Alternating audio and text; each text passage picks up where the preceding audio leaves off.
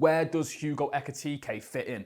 Because there's been a lot of talk about Liverpool potentially playing 2 up top and going to more of a 4-4-2. I don't think that can necessarily happen. I think the midfield is probably a little bit too weak, but we will explore it as an option in this video today. But I think what might happen is Hugo Ekitike takes the role of Cody Gakpo in numerous games this season.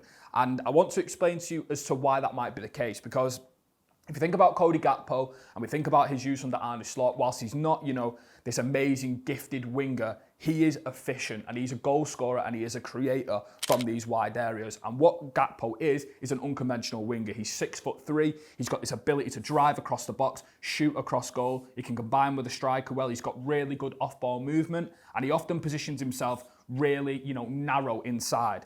Now, when we think about Ekitike's sort of goals and assists for Liverpool already this season, we can imagine that Ekitike can produce a similar level of, capacity in that role. And I want to explain to you sort of how the squad dynamic might work with that. So if we can imagine that this is Liverpool, the Liverpool team that played against Arsenal at the weekend, we can imagine that if this is Hugo Ekitike, he moves narrower. We can get sort of Florian Wirtz drifting in behind the 9.